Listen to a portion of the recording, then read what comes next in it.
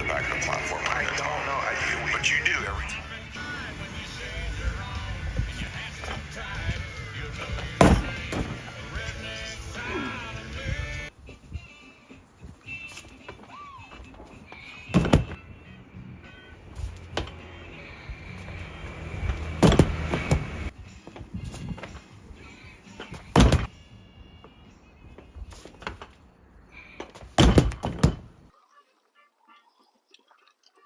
All right, guys, that is first 3 exercises. Remembering that Monday night is a recovery day for me. Yesterday, I went to the gym, car deadlift, skip deadlift, and began to bench press as well. All around rough day. Woke up feeling rough. And on the car deadlift, I want to get the handles lower for a better pick. And when I got it set up to the proper height, it wasn't that I just couldn't move the weight. I couldn't move my leg. So that's a little, makes you nervous.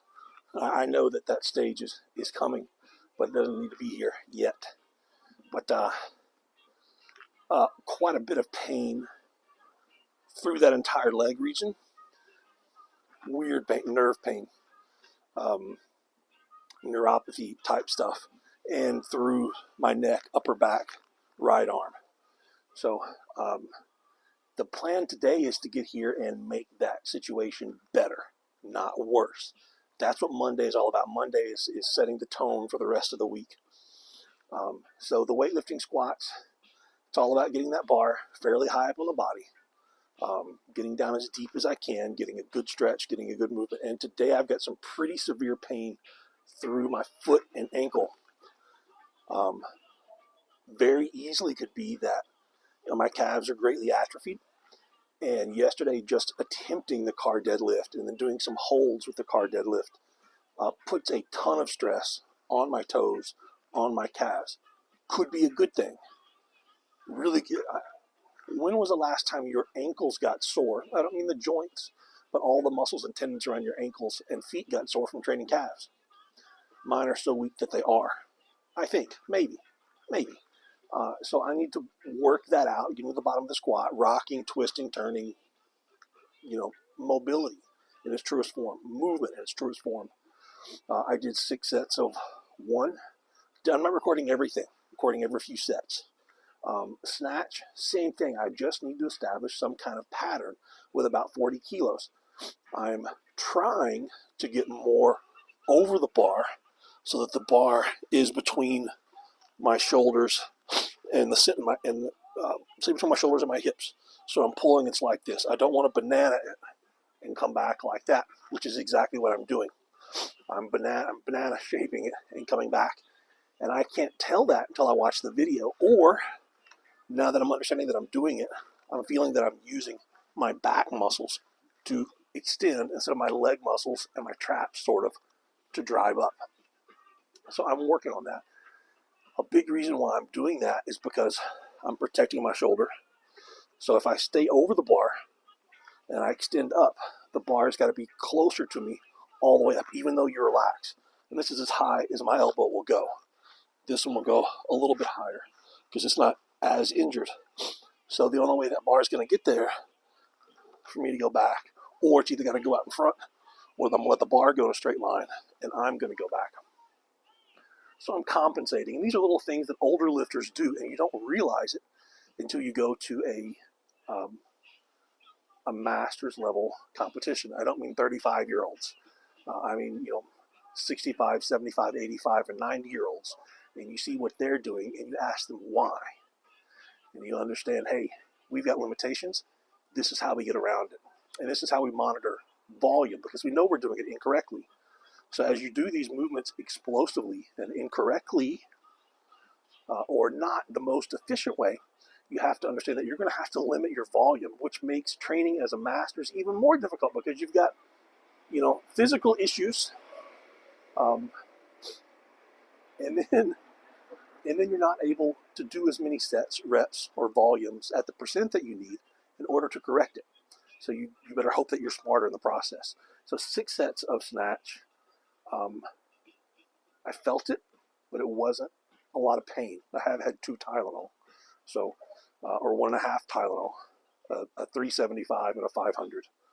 So cleans are the ones that it kind of bothers me more because it's easier for me to get the bar closer, and I tend to pull with my bicep a little more.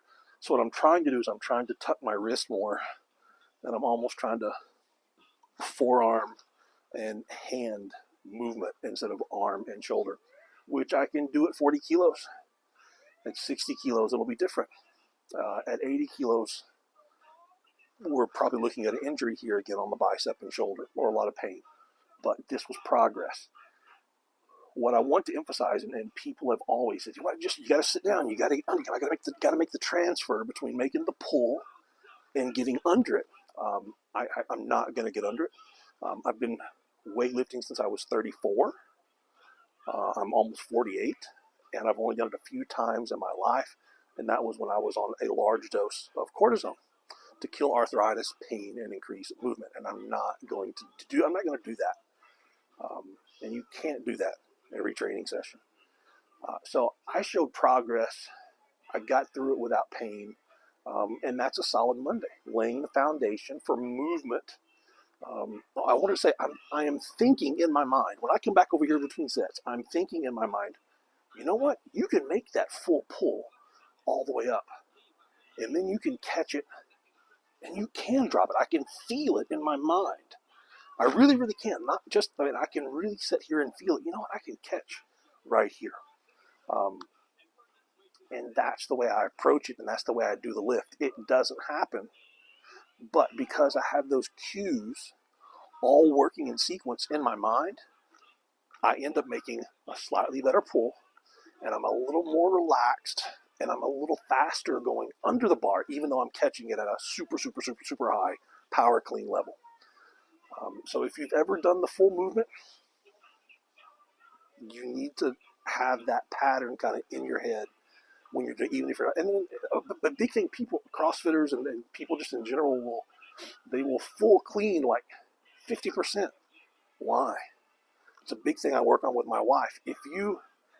So few people ever do anything more than a power snatch or a power clean with less than 90%. And a power clean, this is a power clean. If it is at parallel or above, it is a power clean. If it's a snatch and it's at parallel or above, it's a power snatch. What I'm doing is a super power, almost a muscle snatch and a muscle clean. If you can make the full pull and catch it really high, why would you then squat down unless it was just exercise? And I'm not doing exercise. You're doing a lift. Wherever you catch it and come back up. That said, a power anything is going to be much harder on your joints than a full anything, even though the full is going to be at a higher percentage. That power, if you're stopping yourself at any point, that stop and that noise you hear people make when their feet hit the floor, that's going to put stress on the ankles, knees, hip, spine, shoulders, wrists, everything. If you're free flowing, and if you watch Nord Vardanian, however you want to say his name, find him on Instagram, YouTube, anywhere, and watch how smooth he does every lift. It's absolutely amazing, and that's what you want to be. You want to be smooth and silent on every lift. You don't want to have that noise when you do it. All right, give me a minute, and next exercise.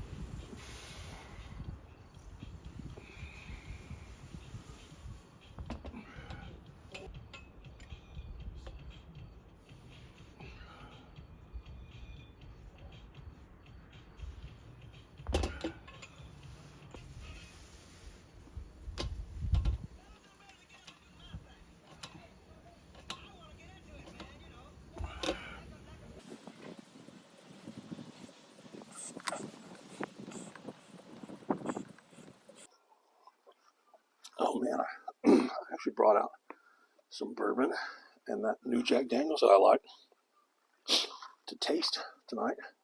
Forgot all about it. I've been down in coconut water like crazy. That wraps up Monday night.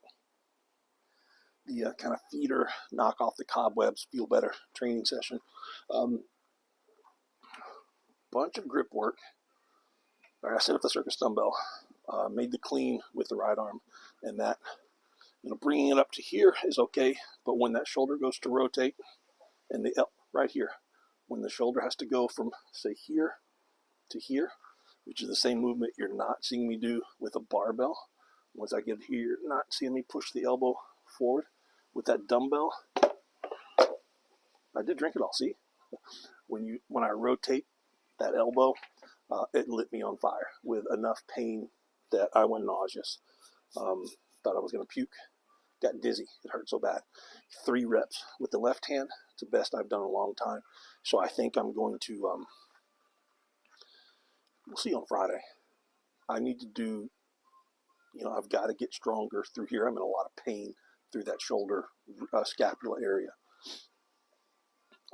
All through the delt, all through the scapula, the tricep. That rotator cuff is complex, guys.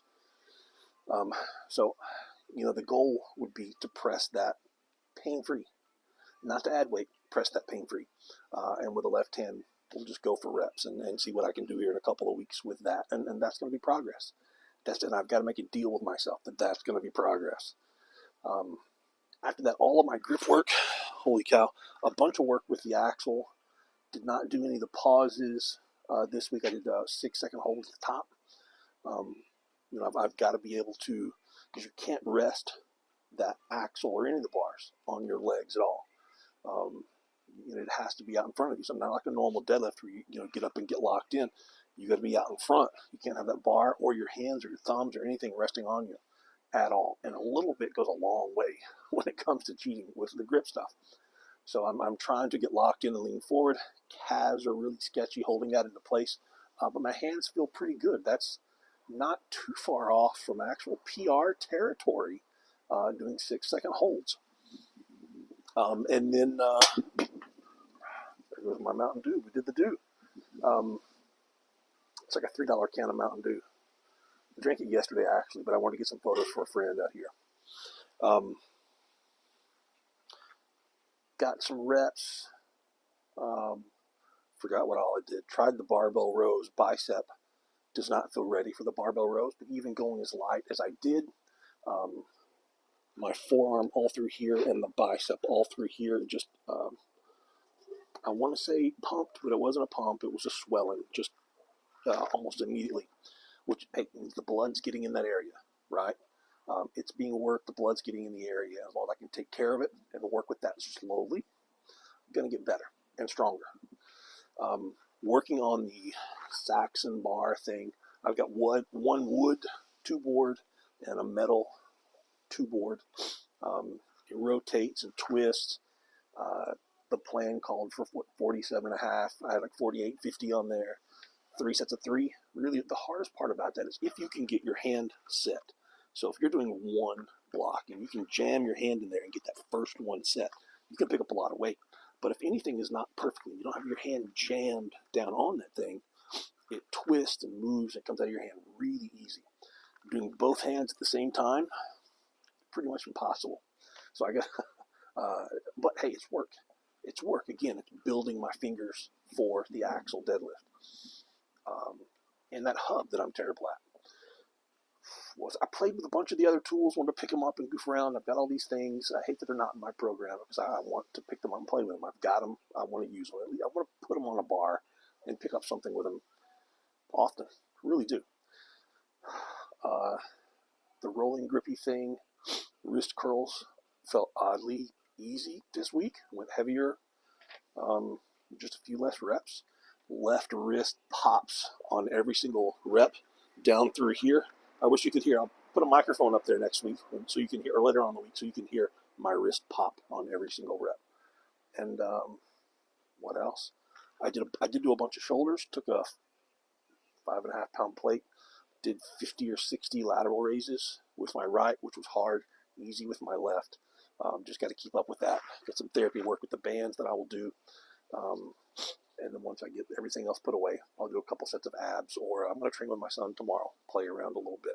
I may just wait and do some abs with him, and he will totally kill me tomorrow. So, good basic session. There was something else I was going to say that I thought was important. Oh, if you have watched this deep into the video, it means you really, really want to learn. Really want to learn. So if you've gotten this far, guys, comment down below. What is it you would like to learn more about? Like, if you could have a 4, 6, 8, 12, 16 week training program for a certain event, lift, something, what would it be? Would it be Atlas stones? Would it be deadlift? Husafell stone, sandbags, log press, axle? Is there a grip something? I mean, I have tons. You can imagine the hundreds of clients that I've had over the last 25 years. I have tons and tons of programs that fit a wide range of people. So if you're talking about Atlas stone programs, I've got 30, and a lot of them, I've got a lot of old ones that I developed a long time ago, and there were only 1 or 2 people to really learn from. But I have a lot of programs for squat, bench, deadlift, overhead press, stones, Husafell, dumbbell, grip that I've picked up from other people over the years. And then I will start it. I will go through it, go back and reassess and say, you know what did work? This. You know what didn't work? This. Let's pull this out. Let's adapt and adopt this, and let's make it fit for me. And that's what I do for all of my clients, is generally working with them for 12 weeks on basic lifts. I get a general idea of what kind of things work for them and what kind of things don't. So when they say, hey, I want to work on my Atlas stones, I need to work on my 18-inch deadlift, I need to work on my farmer's frame carry, super yoke, sled drag, truck pull. I want bigger arms, but I don't want to do curls.